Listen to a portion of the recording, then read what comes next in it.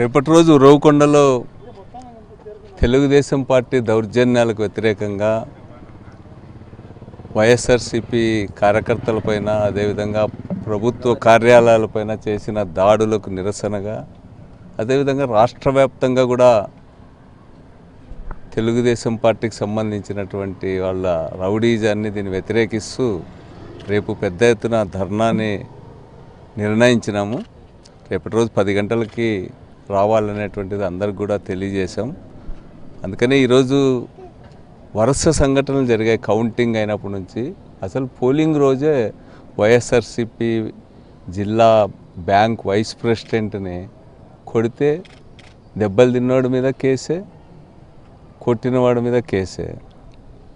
అదేవిధంగా చాలా సంఘటనలు జరిగాయి. మా కోఆప్షన్ మెంబరు ఊరిడిచిపెట్టి వెళ్ళిపోయాడు. వాళ్ళ ఇంటిపైన దాడి చేస్తే పామిడి సలీం అని, తర్వాత వడ్ల సలీం అని, మా సింగిల్ విండో ప్రెసిడెంట్ కొడుకు అబ్బాయి ఉరవకొండలో వీళ్ళు దాడి ఇప్పటికి 3 సార్లు వాళ్ళ ఇంటి మీద పోయారు. 50-60 మంది వాళ్ళు ఊరు వదిలినారు. అదేవిధంగా ఇంకో అబ్బాయి దాదా అనే అబ్బాయికి కేబుల్ కనెక్షన్స్ ఉంటే వాటిని తొలగించాలని దౌర్జన్యం చేసినారు.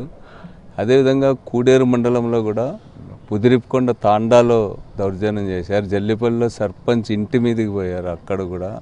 తర్వాత హోతూరు అనే గ్రామంలో సర్పంచ్ ఇంటి మీద దాడి చేస్తే వాళ్ళు పోయి ఒకేసారి టీడీపీలో చేరినారు.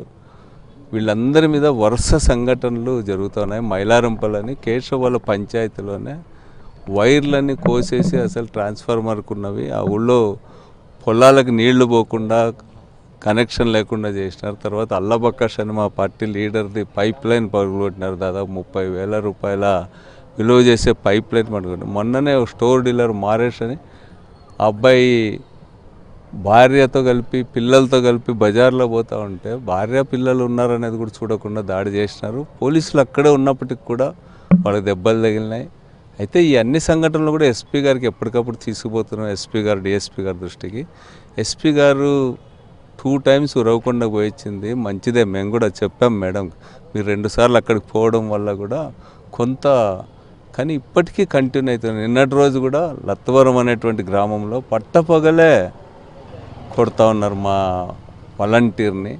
ఆ విధంగా ఈ దాడులు కంటిన్యూ అవుతున్నాయి కాబట్టి దీనికి నిరసనగా పెద్ద ఎత్తున ప్రజాభిప్రాయాన్ని కూడగట్టాలనేటువంటి దాంతో రేపటి రోజు ధర్నా నిర్ణయించినాం. దాదాపు 5 మండలాలు ఉరవకొండ మేజర్ పంచాయతీ నుంచి కూడా పెద్ద సంఖ్యలో హాజరు కావడానికి అందరూ కూడా సిద్ధమైన ఈ తరుణంలో ఇప్పుడు దాదాపు మేము లీడర్స్, మా జిల్లా అధ్యక్షుడు, మా నియోజకవర్గ లీడర్స్, రాష్ట్ర డైరెక్టర్లు, మా ఉరవకొండ సర్పంచ్ అందరి సమక్షంలో దాదాపు 1/2 అవర్ ఎస్పీ గారు మాతో మాట్లాడినారు. ప్రతి సంఘటన కూడా వివరించినాము. చాలా శాంతియుతంగా ఉండే ఉరవకొండ టౌన్లో భయభ్రాంతులు చేస్తున్నారు వీళ్ళు. మా గ్రామాలన్నీ కూడా ఇంతకుముందంతా కూడా చాలా పెద్ద ఘర్షణలు, చాలా తీవ్ర స్థాయిలో పోయినటువంటి విలేజెస్ ఇవన్నీ కూడా అవన్నీ స్టార్ట్ అయ్యేటువంటి అవకాశం ఉంటుంది. అందుకనే ప్రశాంతంగా ఉండాలనేటువంటినే మేము రేపటి రోజు ధర్నా చేస్తూ ఉన్నాము. వచ్చిన అవకాశాన్ని డెవలప్మెంట్ వైపు ఉపయోగించకుండా ప్రజలను భయభ్రాంతులు చేయాల్సినటువంటి అవసరం ఏముందనేటువంటిది మేము అడిగాము. ఈ సందర్భంగా ఒక విలేజ్లో అయితే కేశవాళ్ళ పంచాయతీలోని ఒక వీరశైవ లింగాయత్ సబ్బాయితో ఖాళీ పేపర్ల పైన దాదాపు 10 సంతకాలు చేయించుకున్నారు కొట్టి వాడితో. ఇవన్నీ కూడా ఆమె దృష్టి తెచ్చినాము. అంతా కూడా మాకు కొంత టైం ఇవ్వండి. ఇప్పటివరకు కూడా మేము ఎప్పటికప్పుడు కూడా కేసు అయితే నమోదు చేస్తున్నామని చెప్పినారు, కానీ బట్ ఆచరణలో పోలీసుల సమక్షంలోనే కొడతా ఉన్నారు.